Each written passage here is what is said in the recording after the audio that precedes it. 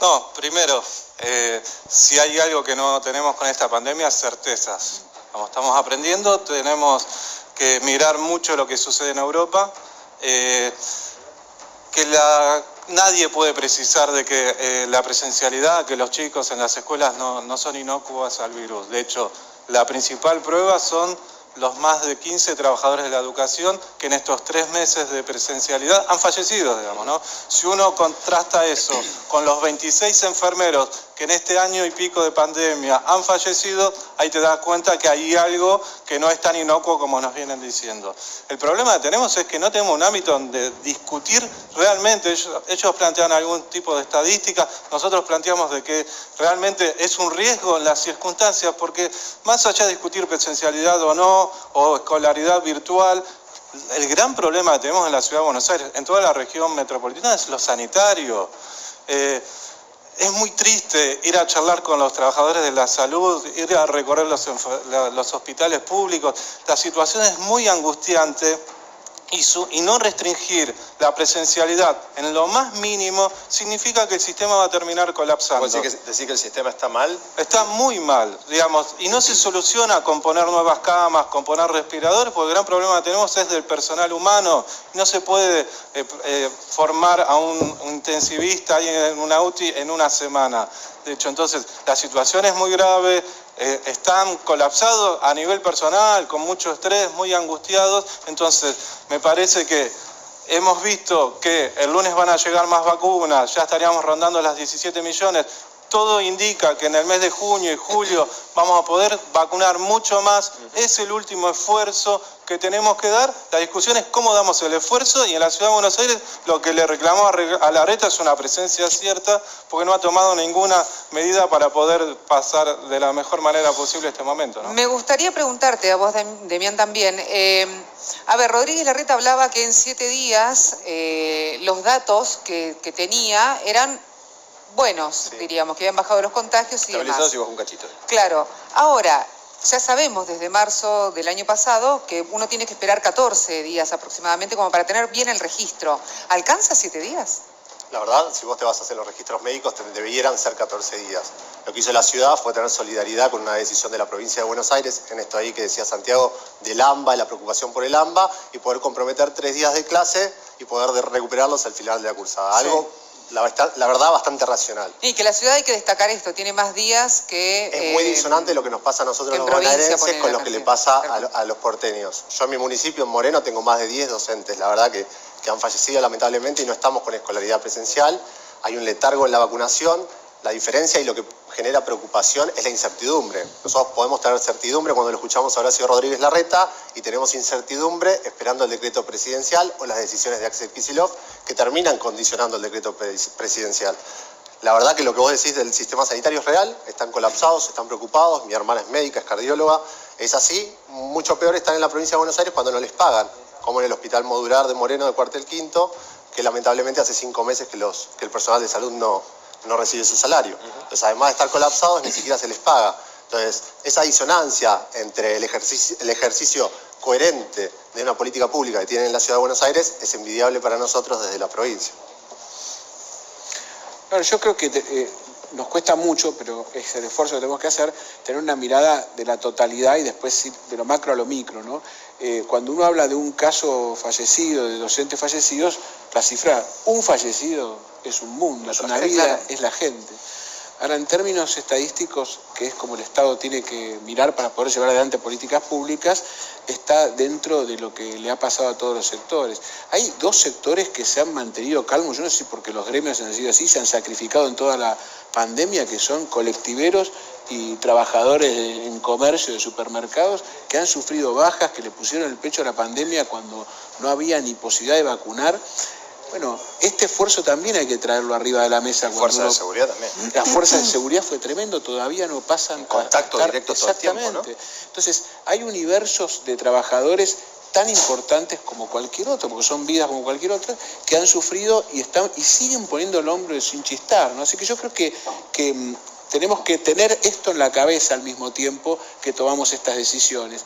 El sistema de salud de la Ciudad de Buenos Aires, en mi opinión, sigue todavía ahí, justo en la línea, sin tener que elegir, ¿no? La famosa elección del respirador. De quién se interna y quién no. En realidad en la Argentina viene así, pero la Ciudad de Buenos Aires viene todavía con un poco hoy más de nos margen. estaba contando Atienza de Córdoba que nos decía que no, que en realidad en Córdoba, por ejemplo, se estaba eligiendo a quién se internaba y a quién acá no. También, en el Tornú, en el Piñeiro, priorizan los infectados más jóvenes y están viendo a quién le ponen respirador o a quién lo llevan a una casa. Y es lógica que una medida se toma en provincia de Buenos Aires. Estabas hablando recién del caso de Moreno, que particularmente no lo conozco, después voy a averiguar un poco más al respecto, pero, a ver, entiendo una situación. De un lado General Paz, algo, ¿no? Del otro lado judicializamos la situación, vamos a la corte, pero termino reconociendo a un juzgado de menor instancia. Es decir, parece más una decisión política a veces que sanitaria cuando es un conjunto y es un conglomerado urbano, ¿no pensás así? No, Pablo, no es así, porque la verdad que la realidad social que vos tenés en el conurbano y en los distritos del conurbano en nada se parecen a los de la Ciudad de Buenos Aires. No. Yo fui funcionario del IOMA, así que conozco perfectamente los sistemas de salud y cómo funcionan. Es natural que en algunos hospitales se colapsen algunas unidades de terapia de internación y eso permita y obligue a movilizar a determinadas personas.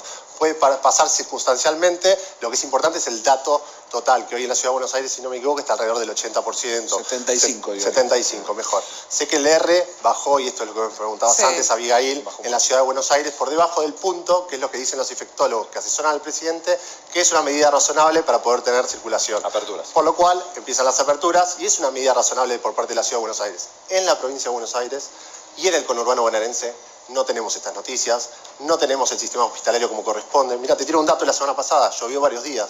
En el hospital de Moreno, que es un hospital provincial, no se hisopa los días de lluvia.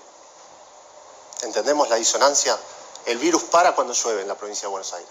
En la Ciudad de Buenos Aires esto no ocurre, pues se testea de lunes a lunes. Se rastrea, se testea, se aísla y se vacuna. No es difícil, es lo mismo que pasa en todo el país y pasa en todo el mundo, y hay que entenderlo así, pero con responsabilidad política.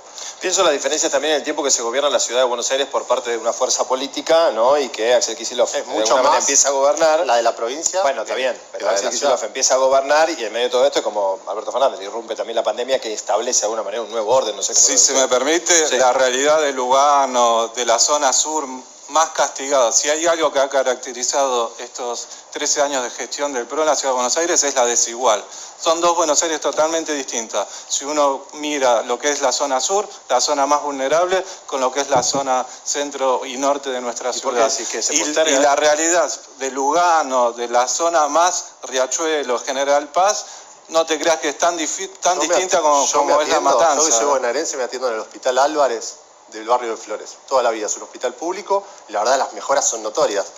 Decido por vocación propia, porque tengo un poder adquisitivo que me permite pagar una obra social, no tenerla y usar los sistemas públicos de salud por los que trabajamos. Yo particularmente me atiendo en el Hospital Álvarez todos los años. La verdad no tengo ninguna queja. Ahora, cuando venís al Hospital de Moreno, donde hicimos la guardia nuevo, la gestión María Eugenia Vidal, la guardia está sin inaugurar.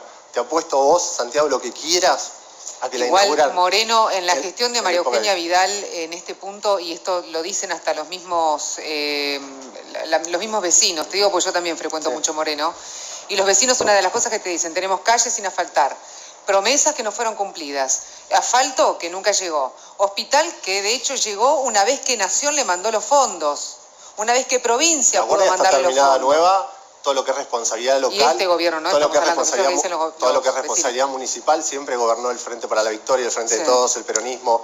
La verdad que solo hubo una interrupción en época democrática entre 1991 y 1995, que gobernó un vecinalismo, pero siempre gobernó el peronismo, que lo mismo me decía Pablo recién. Claro. Es la misma fuerza política, decimos. Siempre es la misma fuerza política, es la continuación. Mariel Fernández es del mismo partido Walter Festa y es el intendente anterior. Es una realidad que nosotros vivimos, lamentablemente. La guardia está terminada sin inaugurar. ¿Cuándo la van a inaugurar? Cuando arranquen las elecciones. Trágica, Moreno, igual, además que recordamos la explosión en la escuela, ¿no? Más allá de que es cierto, ¿no? Es así, la fuerza política gobernó 28 años.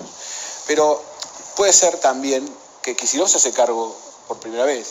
Ahora, yo creo que uno de los grandes te lo digo esto desde la ciudad, los grandes errores de la gestión de Kicillof es no reconocer las cosas como son, que habría sido más fácil. Es decir, porque vos no vas a manejar el conurbano porque se te ocurrió un día o porque gobernás y pasás a manejarlo. Y era obvio que iba a tener una serie de problemas porque la gente iba a salir a trabajar igual. Recordemos el lío que fue durante todo el 2020, porque necesitaba trabajar y necesitaba comer y no le alcanzaba el IFE. Bueno, pero lo mejor es reconocerlo, no empezar a decir, bueno, la culpa la tiene la Ciudad de Buenos Aires, la tiene Mandrake, la tiene... El día que testearon, el día que hicieron el test se dieron cuenta que tenían una bomba de tiempo.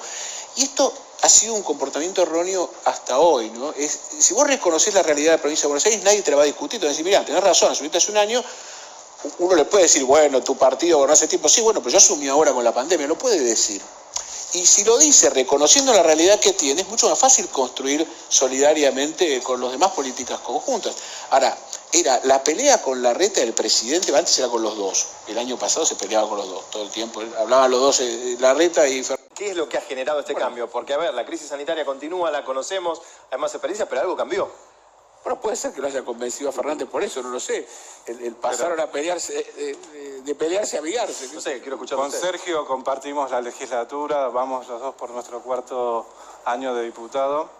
Si hay algo que nos ha caracterizado a nosotros desde el Frente de Todos es hacer más de 150 propuestas para ver cómo juntos transitamos la mejor manera posible esta pandemia, privilegiando a todos los vecinos de la ciudad, pero sin duda a los sectores más vulnerables. Ninguna han sido tratadas. Sergio trabaja mucho el tema de pequeños comerciantes barriales, hoteles, todo el sector gastronómico. Ahora se van no a hay una sola medida. Bueno, según Rodríguez Larreta, en la conferencia dijo que no van a pagar a Vélez ingresos brutos. Hace tiempo que no lo vienen pagando porque están en crisis. Entonces, pero ahora está legalizado, diríamos. Bueno, pero nosotros hemos hecho propuestas de reducir los presupuestos. Se gastan fortunas en arreglar veredas. ¿Y por qué no se debate? ¿Por qué es discursivo? La calle está full ahora de vuelta. No, bueno, y los macetones de vuelta. Es un montón de plata. Reducir en un 30, un 30 o 40%. Y ahí tenés recursos para ayudar. Agarrar el Banco Ciudad. Es una gran discusión que tengo desde el inicio.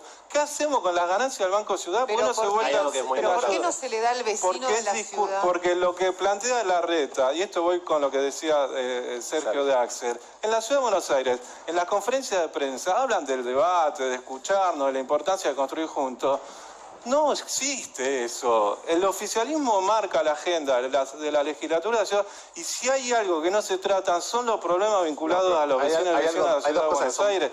Mi cuarto año como diputado de la Comisión de Educación, una sola vez vino Acuña a la comisión a charlar con los diputados para ver cómo podemos hacer. 10 minutos y se fue enojado. ¿Presupuesto más bajo en los últimos?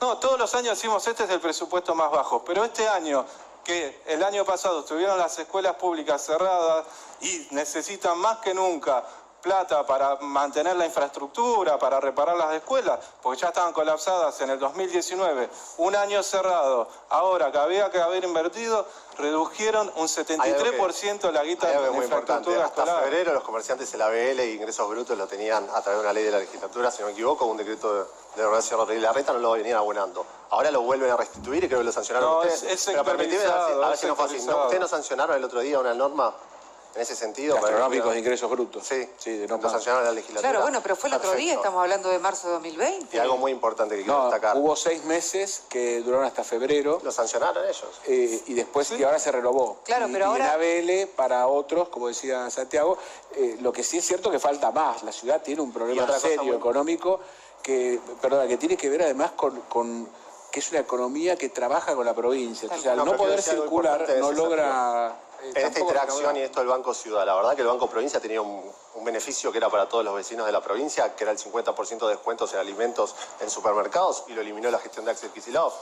Entonces, reclamarle a la ciudad que exija a un banco local cuando en realidad las políticas son macroeconómicas y la realidad es macroeconómica y el comerciante es tanto del AMBA como el de Santa Fe, como el de Córdoba, hoy la situación que estábamos hablando de Córdoba, lo manifestaste vos, con el colapso sanitario, el gastronómico de Córdoba necesita las mismas herramientas económicas. La diferencia con Europa, y no nos comparemos con Europa, comparémonos con Latinoamérica.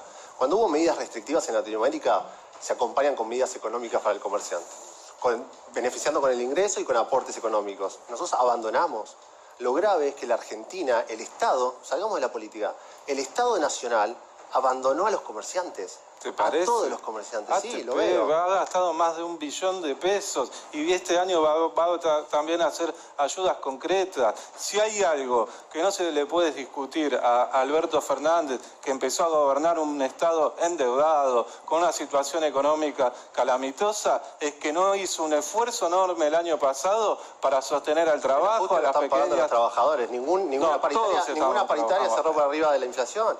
Están pagando las Pero ustedes me vienen a plantear de las paritarias de la los jubilados que son indigentes. Pero chicos, por favor. La cláusula gatillo estaba todos los años. Todos los años. No existe la cláusula gatillo. Todos los años hubo cláusula gatillo. Se han pactado convenios colectivos a un 35, que es el promedio, y en 6 meses yo integro una organización sindical y todos los convenios colectivos se han pactado y son cláusulas que se van a volver a reformular y el Estado en ese sentido, si hay algo que no se puede discutir es un Estado presente ayudando a todos los sectores para poder transitar de la mejor manera. La gran pregunta en esta crisis económica es que cuando logremos vacunar, es decir, cuando lleguen las vacunas y nos vacunemos lo suficiente como para reconstruir la actividad, es cómo salimos de esto, porque el Estado Nacional quedó en un déficit gigantesco que sigue buscando resolver problemas en un esquema más de subsidio que de economía que trabaja, entonces... A eso sumale la deuda, que también es otro... Sumale la deuda, sí, incluso la de los dos, porque la del Club de París cayó ahora, que era la de Kicillof. Pero, y la que dejó Macri, a ver, la que acumuló de Menem para acá, porque esto, los argentinos tenemos como mala memoria. Cristina entrega con 220.000 millones de deuda, que no es que la generó ella, que viene, que refinanció, que convirtió parte de peso, y otra que pateó y se la entregó ahora a Fernández, hizo así, saltó a Macri y llegó a Fernández. Bueno, todo eso... ¿No te quedaste corto con Menem? ¿No? Que un poco más para atrás todavía. Hay una parte que es de la dictadura, pero Menem fue la creación en 300%. ¿Del Club de París? ¿No? Sí, lo que pasa es que Menem más allá de la refinanciación, lo que vos quieras ver. No, pero además la multiplicó por 3 y Cavallo produce el gran cambio, que pasa de ser deuda con banco a bonos. Claro. Entonces ahí te encontrás con los bonos. Y después vienen los megacajes y demás, pero te quiero decir que ahí arranca...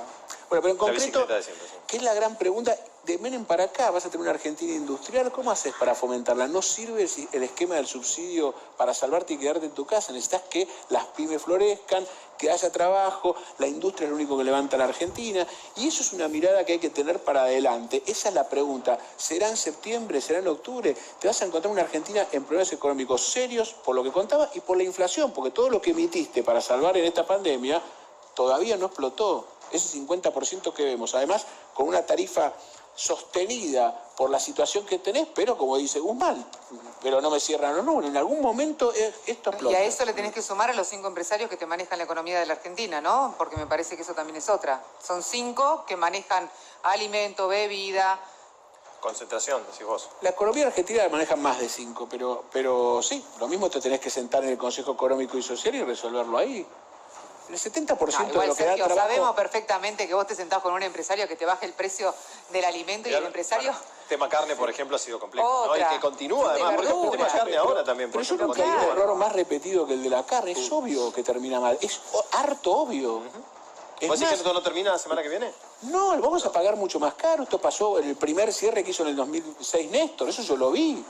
Cuando estaban por invertir todos en feedlot, se retiraron del feedlot. Chao, te quedaste sin carne. Y sube el precio, es matemático. Tenés que buscar otras fórmulas. Tenés poderosos... ¿Cuáles, por ejemplo? A ver. Bueno, por supuesto te tenés que sentar a negociar, esto lo tenés que hacer. Pero eso se hizo. Tenés que ver cómo bajar los fletes en la Argentina, porque tenés otros problemas. Tenés que entender que hay un esquema económico impositivo que también te la complica en esos sectores. Pero es que eso se hizo. Bueno, tenés que seguir haciéndolo, porque si vos lo que decís es te prohíbo esto, te prohíbo lo otro, salta. Porque el que produce es otro, vos no sos el dueño de esos medios de producción. Yo coincido que es necesario un gran acuerdo nacional, que todos nos tenemos que sentar a ver cómo podemos empezar a reconstruir la Argentina.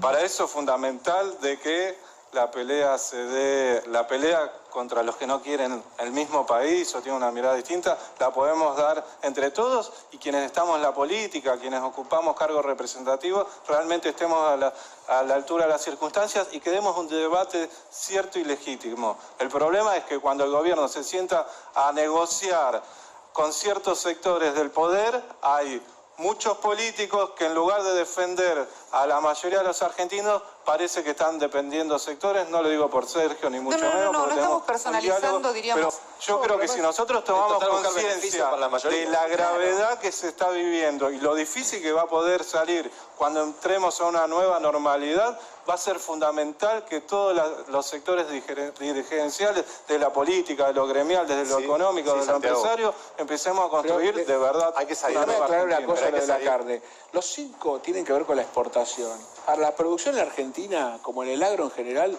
no pertenece a 5 brokers o 5 empresas. No, es más, son los afectados igual que pero son. Por eso te voy a decir que hay mucho para trabajar abajo. Mucho para trabajar abajo. Pero mucho. que el de arriba no te Mira, gobiernos Claro, conservadores. pero los 5 son los que te dicen. Yo tengo problemas hacia afuera también. Hay que dejar pero de- peleate con los brokers, no te pelees con la Fue otra carne de hacia las abajo. discusiones que se hicieron en el 2008 cuando vino la 125, con la disputa entre el campo y el gobierno. Una de las tantas discusiones que se estaba llevando a cabo era la misma. Ahora, más allá de los agroexportadores, yo lo que te digo es, las cooperativas que realizan o que trabajan en yerba, fideos, salsa, aceites, vinos, nunca pueden llegar.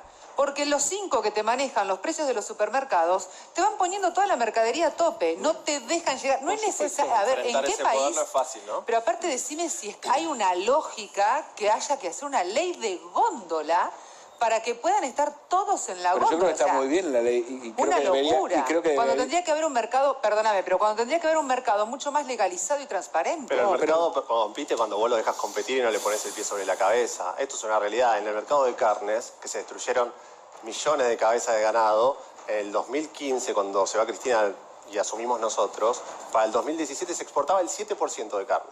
Pasamos al 27% en 2 años. Y en el 2017, que fue el año de mayor exportación, el precio fue el de mayor consumo interno de carne desde el 2005 a esta parte. Por lo cual, cuando el Estado se ¿Cómo terminó retira, el consumo interno con el final del mandato de Macri? terminó en lo mejor desde el 2005 a esta parte, en el consumo de carne y Porque exportación. venía Y cayendo. 7 de cada 10 dólares que ingresaron al país fueron del agro.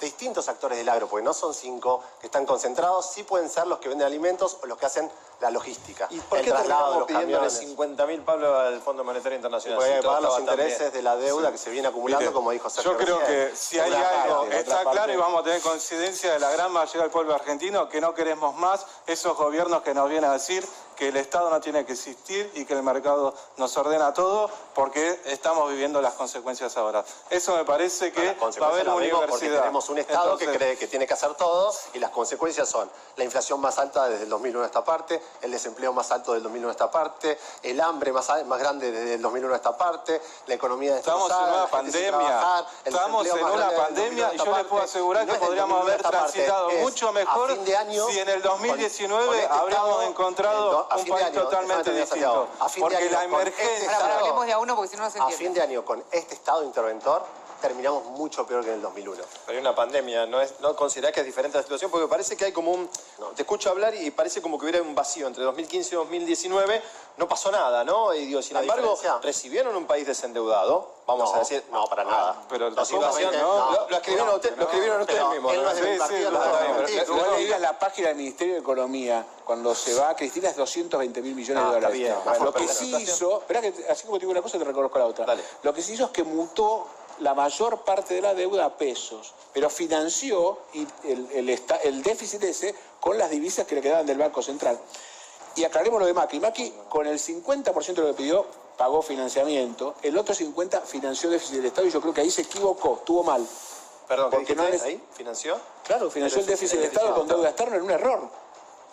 Financió el déficit del Estado y hubo fugas, pero hubo fugas con Cristina primero también. cuenta ¿eh? capital, hubo fuga de Pero hubo- capital. pero hubo fugas con Se Cristina podía haber también. cuidado un poco más, Un ¿no? déficit que Yo agarró creo en que eso es un 8 error puntos del PBI, de que es Macri. negativo, por lo pero cual ojo un déficit bastante grande. pero ojo que no la agarra desendeudada y la agarra con 8.000 cierres de pymes. Él cierra 20.000, o sea, Bueno. no es que le va mejor, ¿eh? A ver. Pero te quiero decir que hay un continuo del 2011 en la Argentina que es así, de recesión. Pero a lo que yo voy, Sergio, digo, no hay condiciones mejores en 2016 de las que tiene que afrontar Alberto Fernández, el gobierno nacional, de la provincia y hasta de hecho del de la ciudad también, con el poder adquisitivo que tiene, cuando irrumpe una pandemia y no te permite ni siquiera poder poner las cuentas en orden. Digo, la situación que cuando Macri comienza a gobernar, la que empieza Alberto Fernández, Pablo, para mí es claramente diferente. No sé cómo la ven ustedes. es sustancial la diferencia en una cosa.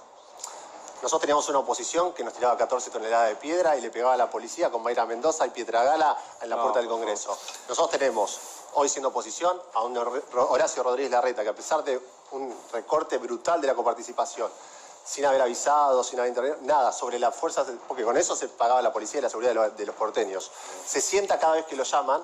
Y la diferencia de lo que vos decías, Santiago, de una oposición responsable, nosotros estamos dispuestos a ir a la Casa de Gobierno y sentarnos. Jamás se nos convocó. Pero no es verdad. Escúchame, te estás olvidando de Burrich, te estás olvidando de que la vacuna envenenaba, te estás olvidando de un montón de cosas. Si se nos convoca, vamos a estar. Patricia lo ha dicho, que me convoque el presidente y voy a estar. Mauricio lo ha dicho desde la hora cero. Si tenés vínculo con Larreta, pedile que nos convoque, porque a nosotros, jamás vino a verlo, no quieren tratar ninguna de las propuestas que hacemos, y nosotros ya en octubre del 2019 estábamos planteando la ley de emergencia económica para los pequeños comercios barriales porque estaba colapsada en la ciudad de Buenos Aires. Y no existía la pandemia, era la pandemia amarilla de Mauricio Macri. En este punto también te hago este paréntesis, porque está piola esto que estás diciendo de poder ir y debatir.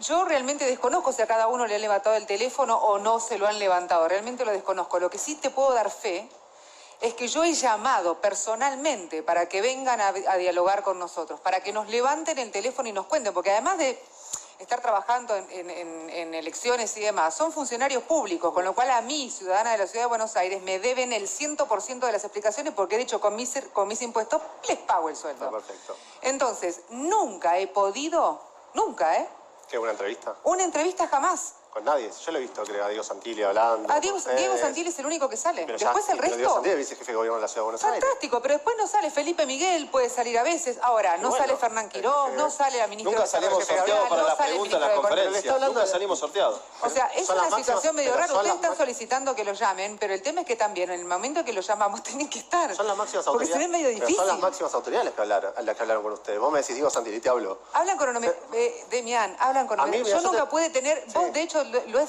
¿cuánto hace que venimos acá? Sería bueno para hablar con Soledad Cunha. Nunca pudimos tener, de hecho, lo he contado, nunca pudimos tener funcionario de primera, segunda línea, diríamos, a un debate donde se viene un diputado, donde venían colegas, diríamos. Y sin embargo nunca se pudo hacer. Sí, pero entrevistas supongo que sí. El debate no sé si es pertinente para alguien que está hoy enfrentando esta situación, dice Pablo, una situación de pandemia donde vos tenés a todos los funcionarios comprometidos. Lo que nosotros exigimos al gobierno nacional, por ejemplo, es que el jefe de gabinete respete la Constitución y vaya a la Cámara a dar las explicaciones. No lo hace, Cafiero. No pedimos que vaya Carla Bisotti. Ha invitado a televisión, de Carla Bisotti, que sabemos que cumplir con sus deberes de funcionario público. Sí, que está viajando por el exterior, tratando de consensuar y demás. Ellos tienen la oportunidad de entablar, en la legislatura está perfecto. Ahora, a nivel nacional, nosotros estamos sobreexigiendo a un funcionario que tiene una responsabilidad. Carla Bisotti tiene la responsabilidad más grande hoy, la más grande, que es conseguir las vacunas que Ginés González García no consiguió en tiempo y forma, y por eso estamos en la situación que estamos hoy. Esperemos lo pueda corregir. Todos queremos que le vaya bien. Pues si le va bien a ella, nos va bien a todos. ¿Vos considerás que fue responsabilidad del ministro anterior, de Ginés González García, la falta de vacunas de hoy? Que es responsabilidad de un ministro y la falta de control del ministro coordinador. ¿Y qué opinas de lo que dijo Patricia Burrich con respecto al supuesto pago de coimas que fue desmentido hasta por la farmacéutica Pfizer? A mí me parece que se desvía el tema y la discusión. Nosotros sí pedimos... No, pero para mí es grave también. Exigimos que se explique. El presidente lo dijo el otro día, me parece de una gravedad mucho peor de lo que dijo Patricia Bullrich. No quise comprar las vacunas de Pfizer. No quise... ¿Qué es no quise? No quise son 30.000 muertos. ¿Cuántos llevamos este año? Un no quise es gente que se muere. Entonces, explique el presidente por qué no tenemos... Lo que han explicado los funcionarios nacionales es que las condiciones, se iba corriendo cada vez un poco más el arco, de hecho lo ha dicho Ginés, que hasta en algún momento se llegó a ofrecer que cada persona que se vacunaba firmara un consentimiento. Tengo un amigo mío... Era como que se corría el arco para que las condiciones no se dieran. Tengo un amigo mío personal que está trabajando en la investigación de Pfizer en la Argentina con las vacunas.